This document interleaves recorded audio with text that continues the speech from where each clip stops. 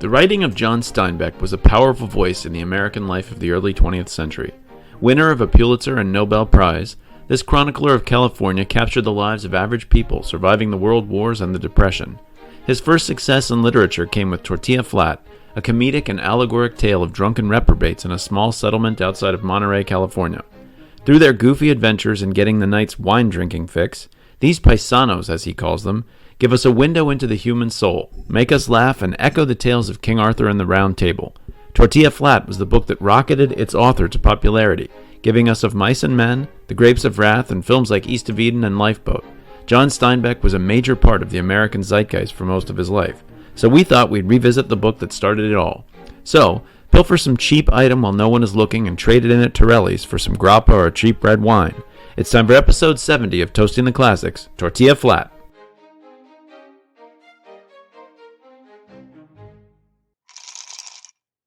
Welcome to Toasting the Classics, the podcast where we take something that people call a classic, drink something inspired by the classic, and then decide whether it is indeed a classic.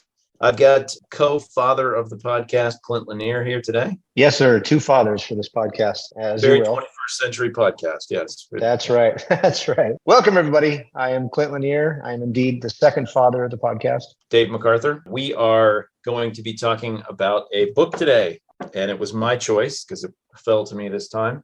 I went with Tortilla Flat, which I think originally when I told people the podcast was coming up, I referred to as Tortilla Flats, plural, but whatever. Right. That's probably okay because the book I meant to be reading was actually, I think, Cannery Row, but whatever. So we got Tortilla Flat, same author, very similar setting. I've never actually read Cannery Row. It was the one that I intended to read. This one is much shorter and more manageable, so that's probably a good thing. What are we drinking this week? Did we diverge? Folks, we normally kind of formally say this is what we're going to do. And so we both get out and go out and get the respective bottles or whatever, but we didn't. This never happened.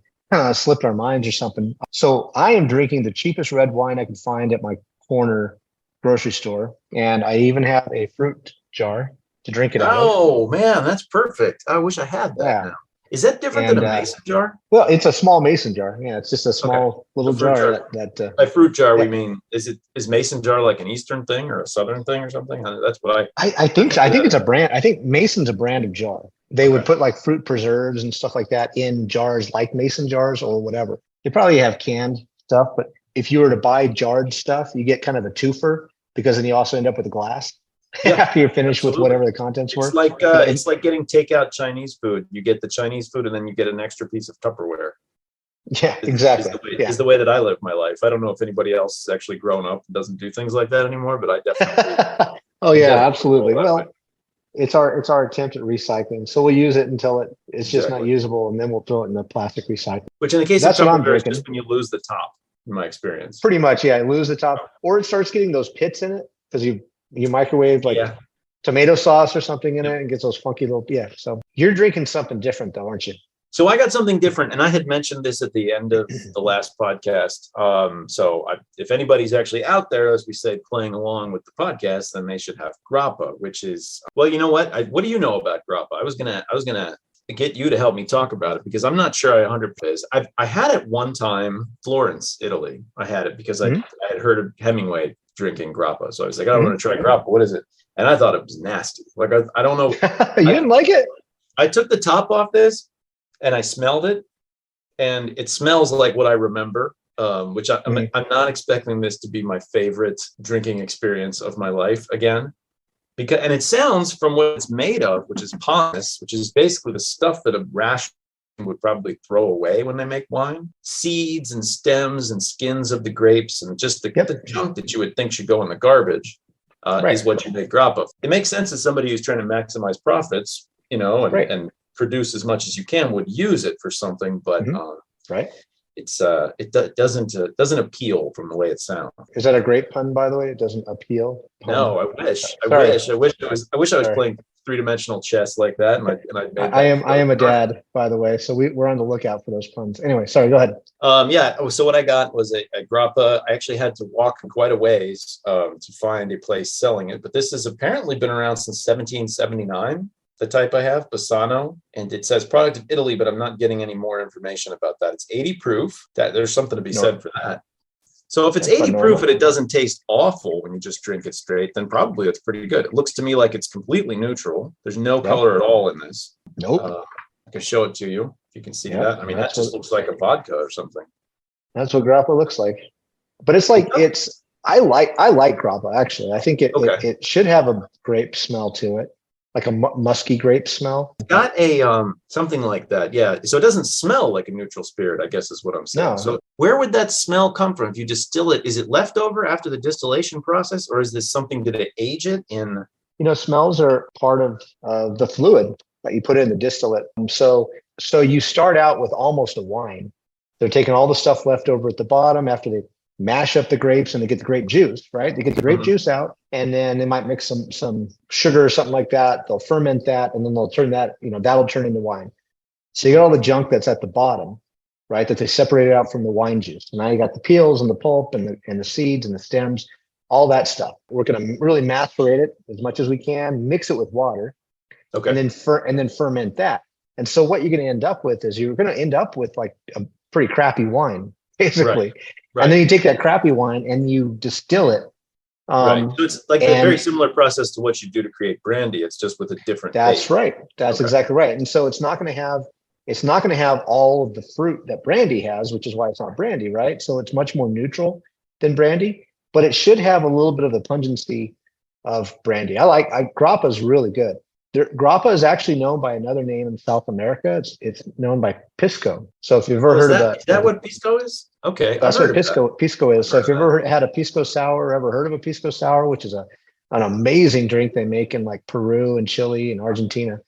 There's an 80 to 90% chance that we're going to Argentina in April. So wow, that's fantastic. That's amazing. Yeah, I went there back in like 2014, and I've been in love with the country ever since. Actually, all of South America. Yeah, cheers. So what did you end up? Like I said, I've got the cheapest red wine I could find, which was a Merlot from Tisdale Winery. Not drinking any Merlot.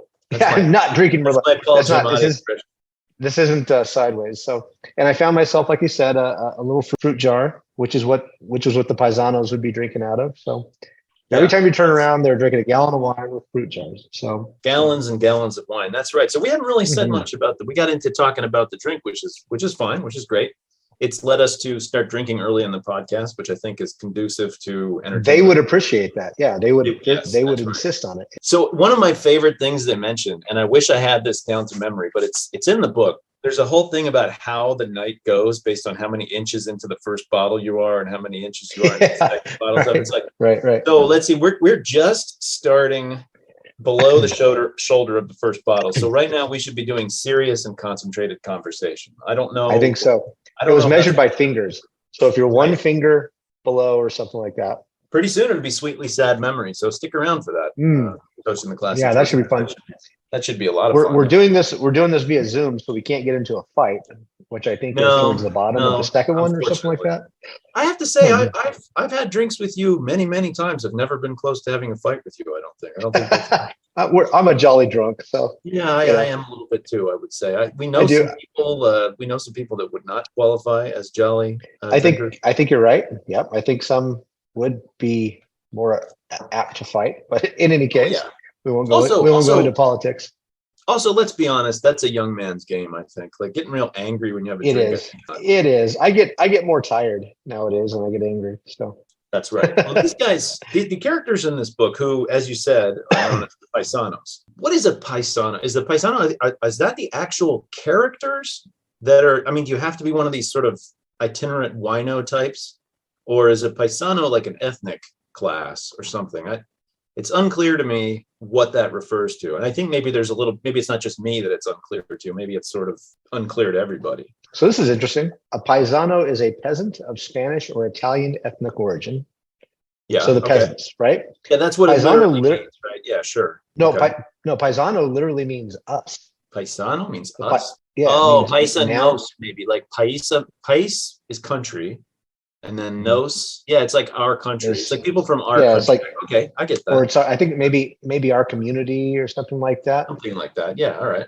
Yeah. But I think it's used to mean like our friends or our community or something like that. A friend, pal, fellow countrymen. Hey, paisano, I took an anthropology course one time in college, and the guy told me, he made this statement to the class. He said, in every language, the word for the national people literally just translates as the people. Yeah, and I was thinking about that. I was like, it seems like it's not true with a lot of modern nations, but if you boil it down and you go back far enough into history, like the French were a tribe called the Franks, and Franks for them just meant the people, and Deutsch just means people. And like, there's all these, it's true in every language. So anyway. Yeah, I think so. I think Navajo means the people. I think that's what Navajo is one of those ones. So this is one of my theories for Native American tribes. The name that we as Anglos know for that tribe usually means jerks in the language of another native tribe. Because the whites would come over the hill. They'd be heading from the east into the west. They'd come over the hill. They'd meet the native people, and they'd say, "Oh, it's nice to meet you. Who lives over the next mountain range?" And they say, "Oh, those jerks." And that would be the word that we would use. Why don't you summarize the book for those? Because we've got at least 3 listeners. I think one of them might not have read it. That's right. I mean, people lead busy lives, I'm sure. So this is a pretty manageable book. I've got the Penguin edition. What did you end up reading? I actually read it online. You can go to archive.org, find the digital scanned version.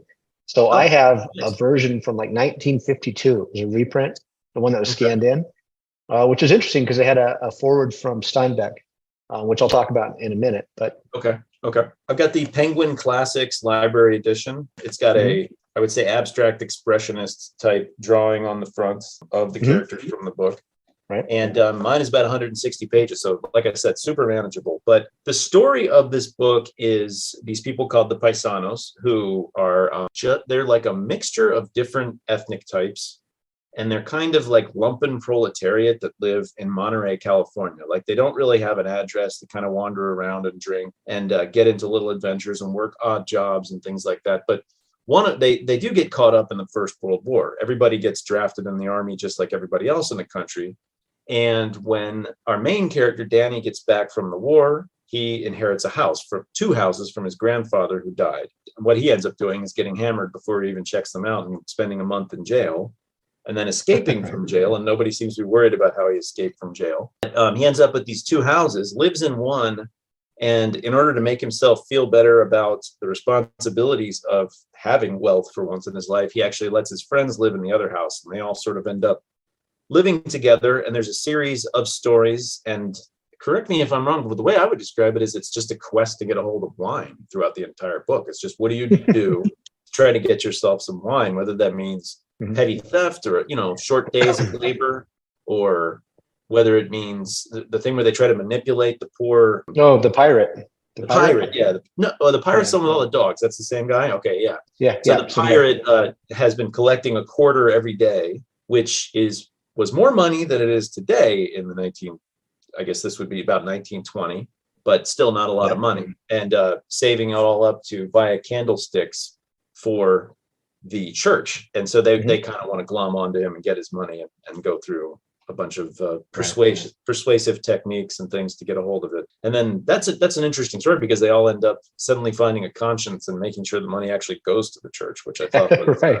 Well, suddenly he trusted them, and that ruined everything. You have a group of friends who were seemingly ne'er-do-wells. And at the beginning, I didn't like them. They have a couple of noble episodes like that sort of make you like them. Well, they sort of do, but they sort of evolve. There's a little bit of an evolution to them. They mature a little bit as the story goes. They pretty much, their goal in life is to loaf about and to drink, and chase women. If you took Friday, the movie Friday, and basically plopped it down into 1935 or whatever this is said, or 1925, you would pretty much have it. They're just kind of on the front porch. Yeah, they're drinking. People are walking by. The 2 main characters, not as much, because Ice Cube is like a working guy who gets laid off. So he takes one day off to smoke pot with his friend, and the friend's dealing drugs, but everybody else in the neighborhood, they just kind of wander by. The people that come by, the people are wandering by, stole a bike, all this other stuff. And there's all these events that happen. And so every chapter in this book is a different event, takes them on. Quest is a good term. It'd be a quest. Everyone is a quest for something else, a quest to get clothes, a quest to get wine, a quest to get a girl. Quest to get a girl by buying her a vacuum cleaner that they can't even plug in. Buying her a vacuum cleaner with no electricity. Right. Yeah. It doesn't even have a motor in it. And then as the chapters roll on, you get more characters because you have the original two, which are Danny and Pilon. And then they're joined by Pablo, who was in jail. That was the original of the three. Those are the original three friends. Right. And then you get Big Joe Portuguese, I think. Big Joe Portuguese, which has got to be he's Portuguese, right? That's got to be what I think so. Yeah. Okay. And then the pirate. And then the pirate, right. Then you end up with 5 people. And then, so once you get the group together, so there's a series of events that gets this group together. Now, then you have this group together, and that's sort of like when, for me, the book sort of takes a turn. Beginning, it's Pilon and Danny. Oh no, you have Jesus Maria too. Yeah, Jesus Maria. Jesus Maria. Right. So at the beginning, you have Danny, and then Pilon, and Pilon's like always trying to get whatever Danny has. Danny has 2 houses, plus he always seems to have wine, and Pilon never does a thing. But he's a clever guy. And Pilon's so he always manages. He's like the Odysseus of the group. He's always coming up with strategies for doing it. He's coming up with the plans and strategies to get the wine, and he gets it from his friends at first, which really ticks me off. I'm like, what a jerk, right? And ruining their plans. Like Danny, he wants to date the next door neighbor or something, and they're going to put a stop to it because they're afraid that he'll kick him out because if he dates the next door neighbor and marries her, she'll demand rent from them. So they keep breaking up his relationships and stuff like that. It's smart. You ever had the friend that gets a girlfriend and then it just ruins everything?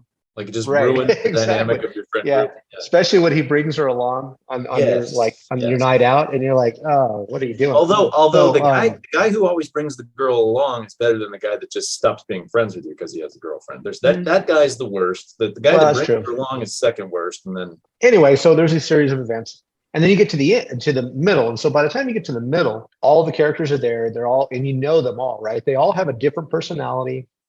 They all have very unique personalities, and they all have a place, right? Then by the time you get to the middle, that's when they start doing things together.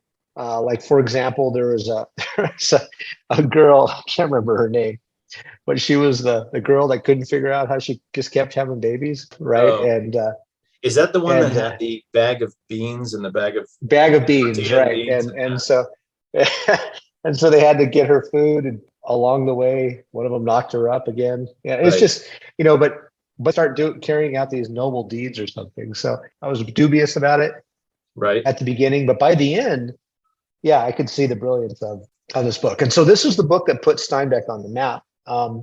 He had a lot of critical failures, I guess you could call them, at the beginning. Because I think this is like his 4th or 5th book. I think that's true. The other ones are not ones that anybody reads today. He came out with this one. 2 novels that failed, I think, before this. Right. And so this one came out, and this one was his first kind of critical success. Came out in 1935. So it's set post World War I. Right. And I think it's set during Prohibition, because they always get wine from this one guy, Tortilla, and towards the end they call it. Towards the end, they call him a moonshiner or bootlegger. I thought the same thing. I had a note because I was like, is this during Prohibition? Because he gets back in it must be 1919 when he gets back from the army. He gets himself arrested. And all these events pretty much take place over the course of, I would say, like a year. I don't know. So it seemed to me like that might have been before Prohibition. But then couldn't you be a bootlegger and a moonshiner with just making your own alcohol before Prohibition? Yeah. Of course. Yeah, absolutely. You could have. And actually, a lot of people don't realize that dry laws were going into effect. So there was a law. I can't remember what it was called now. I think it went into effect 1918, maybe. Okay. And it was the Federal Grain Security Act or something like that, where basically the federal government outlawed beer making or any use of grain because they needed it for the war effort. What was interesting is that it was implemented for the war effort after the war was over. That was in effect the year before Prohibition went into effect. So that effectively created a prohibition because nobody could make beer or whiskey. So we have a big global pinch on grain supplies right now. Have you noticed any kind of change in the price of beer or anything like that? Has that been happening? I don't really. Beer has gone up. I think in the last 2 years, it's gone up significantly. Okay. I mean, a case of the cheap stuff, which I consider like Coors Light, Yeah, that's like sure. nine or $10 now, or not a case. I'm sorry, 6 pack. It's like nine or Oh, $10, or it's approaching craft beer level. From about 3 years ago. 3 years ago, craft okay. beer was like 9 or 10. Now that's like 12 or 13.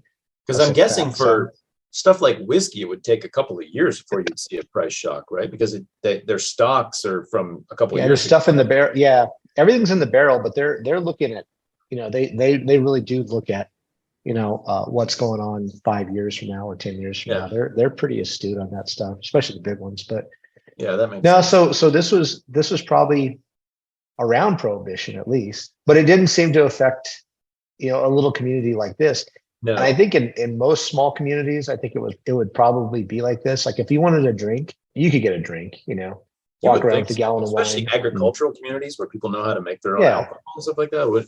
right. Why would that affect? I think it was probably only in big cities where it would have been a big issue. Although a lot of small towns around America probably would have been dry anyway, all through the Midwest and the Oh, South and places yeah, like that. like Kansas had been Yeah. dry since like 1912 or something ridiculous like that. So If I'm not um, mistaken, there are still dry counties in Oklahoma and Texas and Kansas to this Texas, very there are, day. absolutely, yeah. Because Big billboard that says this county is dry as you drive through. if I'm remembering this correctly, the 21st Amendment is the repeal of prohibition.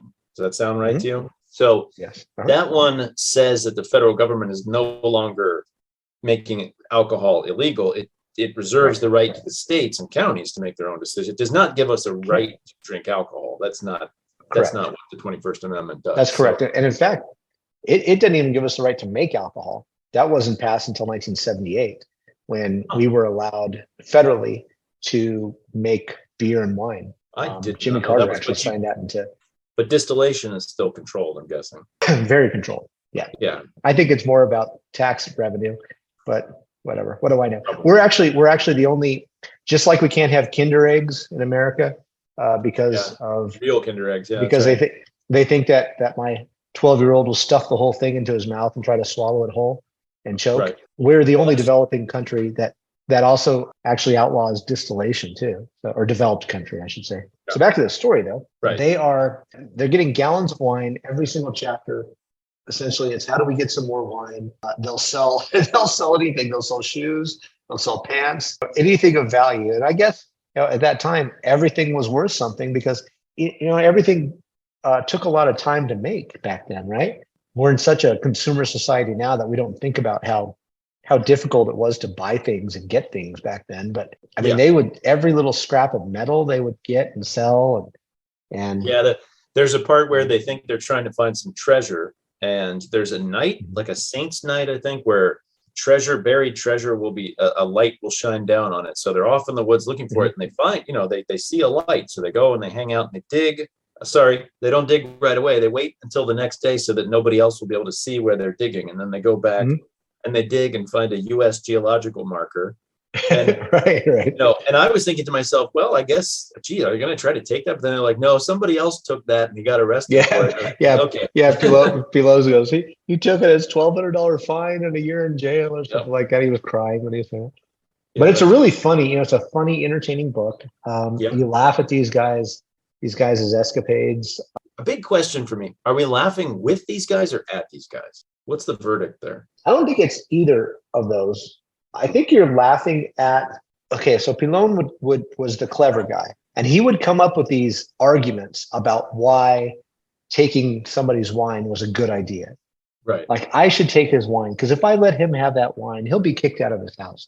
And then I wouldn't want my friend to be kicked out or whatever, kicked out of his house. Right. But he would tie himself up in a pretzel with this logic, and it's funny. That's meant to laugh at, and I don't think you're laughing at a condition. I don't know. It was just funny, and I think that's meant to be funny. And I don't think it's necessarily a statement about any particular people. Although these, I think it's more of a statement of what people do. I mean, this is sort of a human condition type of book. A lot of this I think the general principle is, if you're laughing at them, you're laughing at the fact that human ingenuity can be turned to something so mundane as trying to get yourself a gallon of wine. You're talking about the same kind of brain that's capable of writing a symphony or putting a man on the moon, but the same kinds of Right. brains are just being put to justifying, rationalizing, Yes. and then making stealing of wine possible. So Yes. it's just as much thought going into those processes. So there was some things I read that said that the reason this book was so popular was because everybody just needed like an escapist fiction during the Great Depression. Like, just what if we didn't have all these worries? What if we didn't have money worries? What if we just spent all day bumming around this town and living in the moment and trying to get a hold of wine? And I could see why that would be appealing to people in a way. I could see that sort of comedic. Yeah. I don't know. I mean, I felt myself like kind of riddled with anxiety and nervousness. I was thinking this kind of lifestyle. I was just about to say that. Yes, exactly. I mean, it was like this. Like I don't find it to day, be escapist. No, not at all. It's like Yeah. I'm thinking like, oh my, but I'm coming from the perspective like I have kids to feed, I have a mortgage to pay for. What would it be like if you had no worries at all? You didn't have a credit card, you didn't have a student loan, you had nothing. I mean, sure, you didn't have anything to your name, but you also didn't have any responsibilities. And at that time, you didn't even have a social security number. You were completely off the grid, man. People pay a lot of money nowadays to be off the grid. And these 6 characters or 5 characters, however many there were, these guys lived, their lives were off the grid. Everybody's was, right? So, totally. But I was so like nervous. I was thinking stupid things too. I'm like, how does he pay property taxes? And I'm like, I thought that too. I thought that too because he inherits a house, stupid right? stuff like, right? Because they don't have any money, but he inherits 2 houses, and then like, I think this is so one of the houses. You know how people, one of the houses burns down, and I'm thinking like, well, you can't just walk away from a burned down house. What about the lot? He still owns the lot, right? You still own the piece of all land. These stupid questions that I have.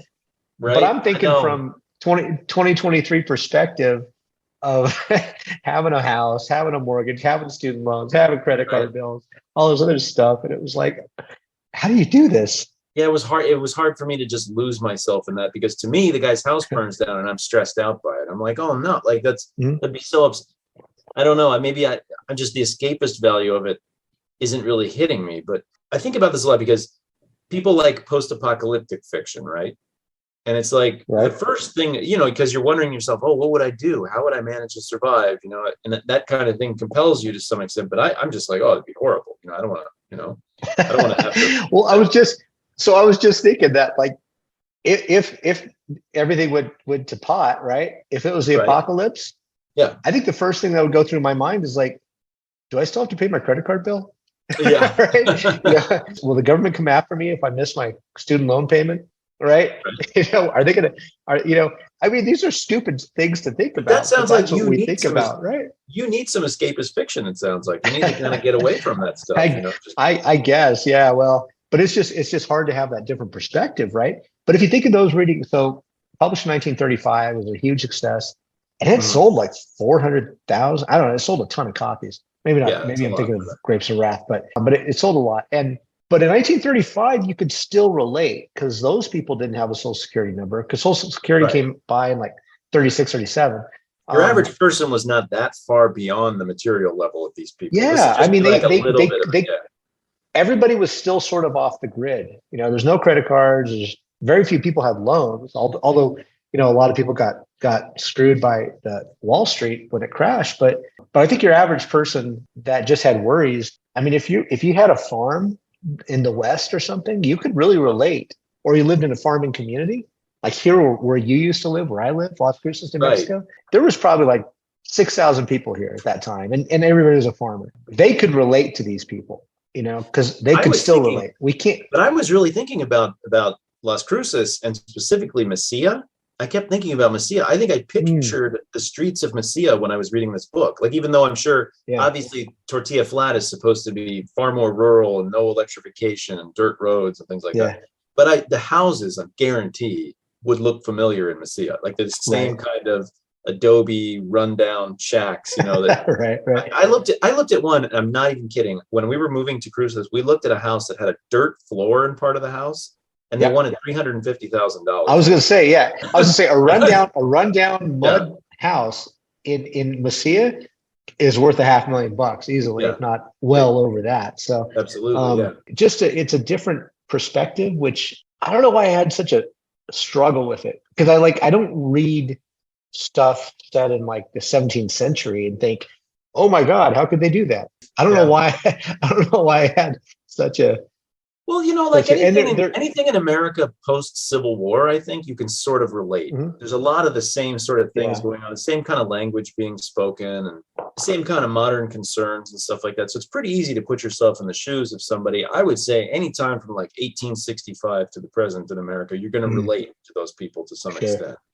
Anything before that, I think the world gets kind of weird, and there's no trains, there's no phones, there's no things are getting to be very different. Like someone from the American Revolution, like I don't know what their life is like.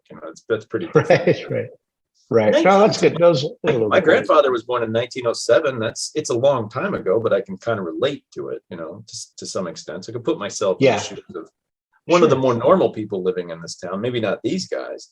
I swear, going to patio and getting a drink at patio, you might run into one of these paisanos. Like this would be a character that would absolutely fit in the CIA, or like Tortuga or someplace like that in Las Cruces. Like there's definitely people. I think I think you're right. Well, so my in-laws, mom. It's a pretty big question to ask. I think people will be thinking about him. This is a white dude. This is an Anglo dude. And the characters are all of Latin descent, or at least paisanos, whatever that means, a different mixture of things. So what are your thoughts on that? I don't think so, but I am not one of those who looks at everything and says, that's racist. I just don't do that. Right. It's a good question though. And I think it's an important question, because there are a lot of people, those who are very sensitive to finding racial undertones and everything, say that this is a racist book. He wrote himself in the reprint that I read, or this is what he wrote rather in his forward. Sure. He said, this is what Steinbeck said. When this book was written, it did not occur to me that paisanos were curious or quaint, dispossessed or underdogish. They are people whom I know and like, who merge with their habitat. In men, this is called philosophy, and it is a fine thing. Had I known that these stories and these people would be considered quaint, I think I never should have written them. If I have done them harm by telling a few of their stories, I am sorry. It will never happen again. So what happened is he wrote this 1935, it came out. And I think what happened is there was a crowd of elitists who said, look at these stupid people. Look how dumb they are. Isn't that funny what they do? And they didn't see it. Like I see this more as like a human condition. Like this is a human story, not a story of Mexican, ancestry, Hispanic, whatever. I don't see that. I see this as, this is anybody acting like this, Because and I think that, as you say, a lot of people are really, really quick to see race and everything and see, but I think it's something that needs to be grappled with, that this could definitely be seen as being like the Mexican equivalent of a minstrel show. It's like laughing. I think it could be some dumb drunk Latin guys, Well, I agree. Yes, absolutely, it could be. But I think you could do that with anything. If all you have a hammer, everything's a nail. And I think that would have occurred to me 20 or 30 years ago. I don't think you need to live in our acutely racial times to think of it. I think it's a question that needs to be asked. I'm not sure where I fall on it. I don't know. I'm not sure whether I think he's making fun of these guys or whether, because some of the things they do are like really stupid. Like they bring the lady all the food and leave it on her porch and it all just rots away because they can't think about tomorrow. They can't think about tomorrow at all. But then there's other times when they behave nobly, so I'm not sure where I fall on it, honestly. I'm not sure what. Well, think of this way. And this was actually really kind of eye-opening to me. And it makes sense that this was essentially, he was retelling the King Arthur tales. Yeah, I know. I was about to bring with this group. I was about to bring that up as part of my conclusion on it, but right. Yeah. Right. And so they go on quests and they do noble deeds. But they're stupid, right? They make some dumb mistakes. Right. Again, I think you could make all these white Southerners, or white New Yorkers. You have got dumb white friends, and I have got dumb white friends. Maybe I'm your dumb white friend. I don't know. But I mean, it doesn't matter if you get a group of friends. And I'm nodding vigorously, by the way, for the podcast. Right. I don't know which one. I'm not going to ask which one. If you tell the story, you can tell the story with anybody. That's why I think it's more of a human thing. Right. And I think that's how he saw it. Now that he wrote it before I forget this thought, though, I don't mean to interrupt you, but I just want to. So you'd be like, somebody would tell a story. Woody Allen puts together a movie about rich, uptight Jewish New Yorkers, and it's like, well, first of all, that's his piece. So to some extent, it's because Steinbeck is obviously Anglo and he's kind of different than these people. But let's say you wrote it about your own group, like Something's Wrong with Fleischman is all about uptight Jewish people on the Upper East Side, written by somebody who's an uptight Jewish person on the Upper East Side. So fine. Right. But to some extent, I think it's considered okay because you're punching up. These are rich people who have the world at their fingertips, So if you were really making fun of these poor, basically alcoholics, that would be pretty ugly. But the thing you were saying about the Knights of the Round Table, the fact that it's an allegory for that, I think means that he sees nobility in these people. I think so. I mean, so I don't think he's punching down and putting together a minstrel show about these people at the end of the day. Right. Well, so this is a question I have. Okay. So I was raised on the Mexican-US border. Now, if you're Hispanic, there's a particular kind of group of people that identify with that. Okay. I'm not Hispanic. However, I was raised here. I was brought up here. I'm married to a Hispanic. Kids are white, half Hispanic. So where's my place? What am I supposed to do? Can I not talk about my Hispanic friends or my Hispanic family or anything like that? Am I not allowed to because I'm white? He was raised with these people. His dad was a teacher. Wait, no. One of his parents was a teacher. I mean, they were blue collars, is my point. They didn't have a lot of money. They were like farmers and teachers and stuff like that. He worked on I think a sugar beet farm in his teenage years, and he worked with people that he called the paisanos, right? And apparently him and his wife, when they first moved in together, were like lived by petty theft, like stealing food and things from grocery stores. I mean, these were his people. Yeah, he was white, but these were his people. And so that's why, in that statement, he said, they are people whom I know and like, who merge with their habitat. They are his people. Like, and so he was. Did you ever hear the story about how Dave Chappelle ended up quitting the show, his show on Comedy Central? It was like, sort of. He had put together this show, which, really like in a very insightful and brilliant way, pointed out a lot of ridiculous crap about race in America. Like, because about half of the content on the show was just doing that. Yeah. But he was giving a show one time in front of a live audience, and he made one of these jokes, and this white guy in the front row, some Chad, was sitting in the front row and just with his baseball cap turned backwards, just falling over his chair laughing. And all of a sudden, Dave Chappelle got hit with like a thunderbolt. He was like, oh my God, these clever things that I'm saying about like race and my own people in general, and I'm not meaning to crap on my own people, are being taken by that guy, and that guy's enjoying this from the perspective of just laughing at black people. Right. And he said that's why he walked away from the show. And I think that's kind of what John Steinbeck is expressing in the foreword that you're talking about, which is a regret that he's like, I thought of this as almost like being my people, like, even though, yes, they're Hispanic and I'm not, but, kind of grew up in the same place and we kind of lived the same way and on the edge of society and stuff like that. And I thought of showing, but maybe a lot of the people that were being entertained by it were just falling off their chair laughing at. Maybe so. People, I don't have any answers for these questions. I mean, no. It occurs to me that like Don Quixote, you could make fun of him. Cervantes was Spanish. So, I mean, and so is Don Quixote. It doesn't matter, right? Did you know Steinbeck lived in a camper for a while called Rocinante, named after Quixote's horse? Yeah, how about that? That was kind of cool. See, it all comes back around. But my point is, Don Quixote was a stupid figure that you could make fun of and laugh at, and make him represent the Spanish people and this Spanish idea of chivalry and heraldry and everything else. Yeah. And Cervantes was Spanish. So and he was probably. I don't actually know terribly much about Cervantes as a person, but I'm guessing he was probably fairly noble, probably an upper class Spanish. I wish I knew more about him. Well, perhaps, but Don Quixote is skewering the nobility of Spain, right? So he's making fun of his own class, I'm saying, Perhaps.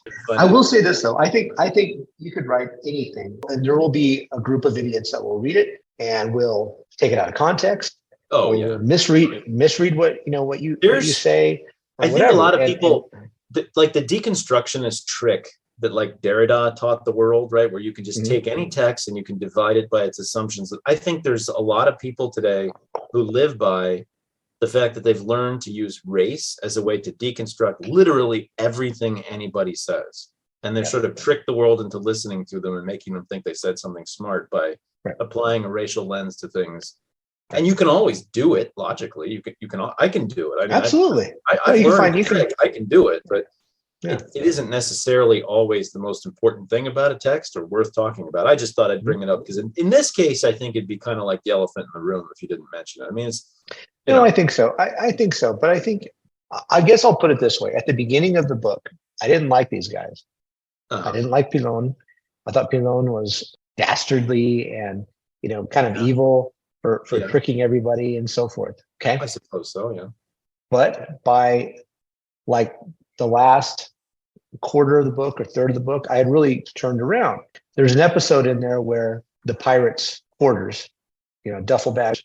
There's an episode in there when they come home and the duffel bag was missing, and they look at each other and they all knew right away that Big Joe had done it. And so they said, okay, didn't say a word.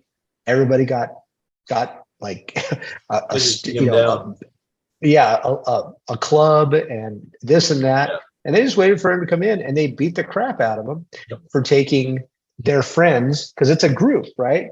So for violating the community structure, they beat the crap out of him, and then afterwards they forgave him, got him up, gave him some wine. By that time, my opinion had completely changed about these guys, that they were people, right? They were just guys. Oh, yeah. Well, they have a code, right? There's like an honor. There's like a code of honor that all these guys have. And it's very much like, I don't actually know terribly much about the myths of the Knights of the Round Table, but I know that people fantasize about this time, but you think about it and you're like, knights and warriors and things like that from the Middle Ages, they're all murderers. Their job is murderers, right? But what you fantasize about is you're like, but they have this code. They're killers, but they have this code. And that's fascinating to people. And so I think in that sense, there's an air of chivalry in these guys, because they're like, no, we have to get this candlestick to the church. I mean, yes, we'll steal from anybody that turns their back on a jug of wine, but this money is dedicated to the church and to the saint who's going to, who saved this guy's dog for 10 minutes before it got run over by a truck. But see, that's funny. I mean, that right there, that there's definitely the irony twist, the ironic twist is funny. You don't have to be white. You don't have to be any color. It's just funny. No. Yeah. At worst, you're laughing at a very silly code of ethics, right? But you respect the code of ethics. I think I'm saying just that particular episode where I prayed to San Francisco to save the dog, and he did. Oh, he did? Yeah, but then he got killed 10 minutes later. He got run over. He's like, but he's still dedicated to buying this thing for San Francisco for saving the dog. It's a quarter a day. A quarter a thousand. It was a thousand quarters. So 250, 1,000 quarters. So you're talking about almost 3 years. The guy was saving a quarter every day and not spending it on anything. Because of this dog. That's a lot of dedication. You have to respect that. It is. That's like wandering around the wastes of medieval Britain looking for the Holy Grail. That's like that level of commitment to something very quixotic, as it were. I think I thought one of the most sympathetic parts for me was the funeral, because at the end of the book, and this tracks to the story of King Arthur from what I know of it, at the end of the story, Danny just kind of suddenly starts pining away. He goes on this drinking rampage, then starts pining away, and then just dies. And it's very unclear why he dies. And there's a big funeral for him because he was in the army. There's this big, elaborate military funeral, which I have not read The Death of Arthur, but I guarantee there's a big, elaborate military funeral. Yeah, absolutely. And none of Danny's found family, these guys that he lives with in the house, can go to the funeral because their clothes are crummy. And they're not want to go to the funeral. They literally won't embarrass themselves by going into the funeral wearing bad clothes. All of a sudden, for the first time in their lives, they're aware of how crummy their clothes look. And I thought that part's very sympathetic, because you're like, okay, this is not just people who are like bums, for lack of a better word. This is people who have like a self-respect in a weird way, and like weird rules that are different than mine. And I don't know. I thought that part was very sympathetic. So I thought so too. And I thought the ending was genius, and it makes sense. It did. I Camelot's gone, right? I thought the ending was Camelot is. So I used the phrase just now, found family. And I think kind of like people like to fantasize about the apocalypse, because I think people in today's world just have too much and they don't really worry about their material comforts and things. So they fantasize about a time when all they had to worry about was survival. I think that a lot of people today either don't like their families or aren't very close to their families. And so there's this huge literature and film corpus of movies that are about having a family that you chose and then having the values of a family. But in reality, our families, we don't get to choose them. So they tend to be some people that maybe we don't like that much. And you're supposed to have, you're supposed to have this loyalty to all these people, and nobody really enjoys that. So what they fantasize about is making friends with some strangers off the street, like in the movie As Good as It Gets. I always think of that as being the first example that I remember of found family, where like, it's just a bunch of people live in the same apartment building and they all bond together and become friends and like each other and become loyal to one another. It's a total fantasy. It's not how reality works at all. It's bad enough being family with your actual biological family, much less with like strangers that you pull off the street. But I think this is another common modern fantasy, is the fantasy of found family. And I think we have that in this book. People, I think so too. Yeah. Bond together and have this sort of familiar relation. I think maybe, should we talk about, did you have a biggest surprise? Did you have anything going into this that you expected? Well, my biggest surprise is really more about Steinbeck himself. It's not about Me too. It's all about Steinbeck. All my surprises were Steinbeck related. But I didn't know what to expect from the book, so I went in kind of cold. I suppose I didn't know the book wasn't Henry Rowe, but I picked it up and I was like, oh wait, that's not the book I meant to read. Well, whatever. So I just went ahead with it. Whatever. Yeah. No, I'm glad we read this one. So my biggest surprise was I didn't realize he was such a prolific film writer. That's literally exactly what my surprise is. You 100% of co-op. That is 100% what my surprise is. I mean, I had no idea. Like I said, Viva Zapata was I was like, what? He wrote that? The one that got me was he wrote Lifeboat. Lifeboat, right? Lifeboat's like one of my favorite Hitchcock movies. It's so good. People have redone it. They've redone it in other settings. Like I watched one that was Lifeboat in Space with the same kind of plot. And he took his name off of the movie because he thought it was too racist. And I was trying to remember the movie. I was like, there was a German? Yeah, I wanted to go and look at that after. I was thinking the exact same thing. Oh, that's funny. He wrote the screenplay for Mice and Men, Grapes of Wrath, Tortilla Flat, East of Eden. You know, you don't have a lot of authors that contribute that much. No, we made some comments about Eric Marie Remarque being involved with All Quiet on the Western Front and with Longest Day. And so there are other serious authors that got involved in early Hollywood. But I think, and since we both have the same surprise, I'm just going to run with this. We both seem to be on the same page here. Sure. I think when he won the Pulitzer, right? He won it in, sorry, not the Pulitzer, won the Nobel Prize. Nobel Prize early on. And I don't think anybody really had a problem with that. Grapes of Wrath seemed deserving. But he later won the Nobel Prize for Literature at 62. And boy, you read the quotes people had about it. I went down the rabbit hole a little bit reading what people were talking about. They were like, oh, he was the best of a bad bunch. Yeah, the best of a bad lot. Yeah. I looked at the other people that were nominated. One of them was Robert Graves, who wrote I, Claudius and a whole bunch of other really good historical fiction. So I don't know if he's Nobel Prize worthy, but Steinbeck, in hindsight, 100% is Nobel Prize worthy. I mean, who else is writing something in 19? And I think the reason people look down on it is because I think a lot of Europeans turned up their nose at the fact that he was so involved in Hollywood. I think they saw him as being, a part of Hollywood. I mean, he's writing movies for Hitchcock. He's right. What was the other? Oh yeah, Viva Zapata, exactly. Like, which seems to fit in part and parcel with some of the other work he did. But I think that's why they turn their noses up at him, especially that might be. I mean, they mentioned his predecessors. So you've got like Hemingway and Fitzgerald, Faulkner, right? And he fits in with those three, especially because, like I said, they were writing about more than what it appeared to be. I mean, they were writing about a human, how the qualities of humanity, right? The Sun Also Rises, especially as Hemingway's. Faulkner, as a writer, stands above those other two in terms of just actually being on like the very cutting edge of great prose at the time, if you know what I mean. Yeah, no, I'm not arguing that. Yeah, I mean, Hemingway and Steinbeck, I think are the same guy. I think they're the same quality. I think they're very similar writers. Yeah, I'm just saying that they write about conditions that you can universally identify, right? Yes, as being part of our struggle, and that's sort of like, that's why to me, my bachelor's literature, my master's and PhD in rhetoric, I don't look at this. I look at this beyond just like what it appears, paisanos, California Mexicans or whatever. Right. I look at it beyond that and look at like what's happening. What is he trying to say with this? What is he trying to do with it? And it's just, these are just people. Like, this is a person. This is what people do. And that's sort of what he's trying to say. And yeah, it's funny. And there's some stupid, outlandish stuff going on, but these are, friends. This is caring. This is empathy. This is, they might seem this way, but then they, as a group, they love each other and they care for each other, and they're, and then they have compassion for like the dogs. And this is a human thing.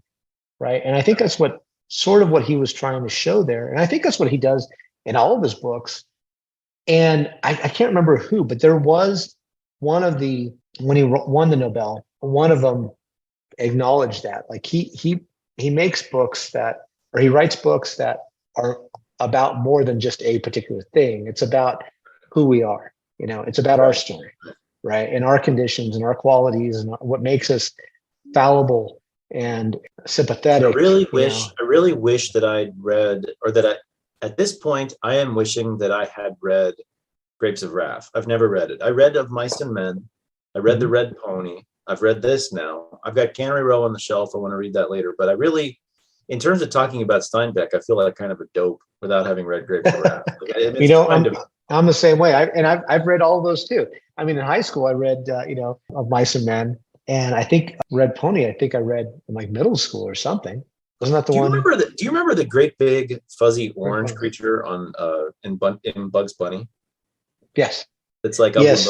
I will name you George. Yeah, that was Lenny. Yeah, totally. Lenny. Yeah, that's a reference to Of Mice and Men. I did not get that when I was a little kid. You never got that? I've seen the movie.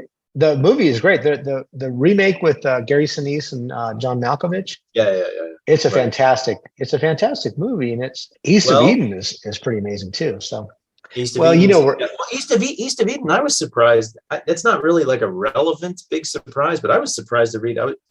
I knew James Dean's big movie was East of Eden. I did not know it was the John Steinbeck movie. I didn't associate the two. Never seen a James Dean movie in my life. The other surprise was probably do it. He was in the original of Mice and Men. George's character was played by Burgess Meredith. Yeah, and then he and Steinbeck became best friends.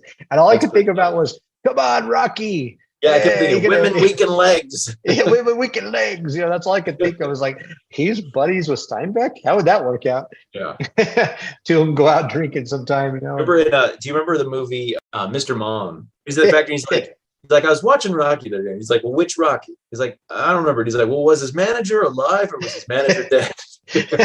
Right. Never seen that. That's a good movie. That doesn't get as much credit as it deserves. But so the big question. Well, anyway, so the big question, and this is for you because I feel like my thoughts on whether this is a classic would be relevant, but I'm just going to put it in your court as we do on the show. The foisty has all the power. So, of course. What do you think? Should this one be a classic? I mean, my main piece of argument in favor of it is first Steinbeck novel. This is we don't get Grapes of Wrath if we don't get Tortilla Flat. Right. I think you're absolutely right. And by the way, both of us never having read Grapes of Wrath have huge respect for this novel. We just need to shut the hell up. Very intelligent opinions. Let's say a Mice and Men. If you don't get this, you'll get a Mice and Men because we read that one. No, you're right. Because it's only like 150 pages. Of course, we don't read it. If I remember correctly, he was trying to write. He had a job. He couldn't quite write. So his dad, basically, they loaned him money so that he could quit work and start writing. He wrote this novel, gave him enough money to really do it. To really become. This is why our country needs a nobility. This is why we can't tax the rich because they that's right. Give loans to their children. Yes. Yeah. So they'll either become like Murdoch. No. Murdoch. Yeah. Rupert Murdoch. Rupert Murdoch. Okay. Anyway, so we'll get those people, or we'll get a Steinbeck. But I guess it's a toss-up. Anyway, so if you don't get this, you don't get Of Mice and Men, right? And others. Like you said, the elephant in the room is that this has been criticized quite a bit. If you look up like Tortilla Flat, racism or controversy, there's a lot of articles out there about it. Now they're not by anybody substantial. They'll be like on Medium or Slate or something stupid like that. So nobody that you've ever heard of will have written about it, and all of them have blue hair and a nose ring. So whatever, do with it as you will. but there is a bit of controversy about it. However, I think it's just too important a novel, putting him on the map. And then plus when you read it, you're like, man, it's just, I can't write like that. I wish I could. It's just amazing writing. So yeah, it's very much like the prose is very much like Hemingway. It's stripped down. It's pretty simple, but I think the themes, there's almost like this mythical quality to Steinbeck's writing that doesn't exist. He gets the man took the fish.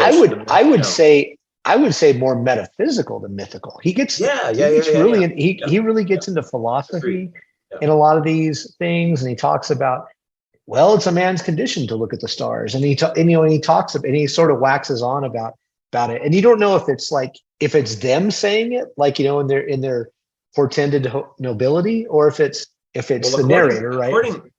According to some of the critics, when he won the Nobel Prize, he was guilty of 10th-rate philosophizing. Right, I don't know if that's fair, but he's definitely doing something. Like you said, maybe I would like to see a first-rate philosophizer in 1960, whatever.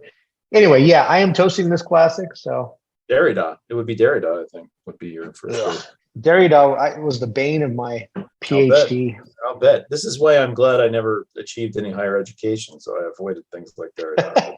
Never achieved higher education. Well, okay. Not higher education. I never master's degree, and but I never went into the ivory towers of academia. Let's just say, yes, I read a lot of books, and people gave me pieces of paper, but that's not the same thing.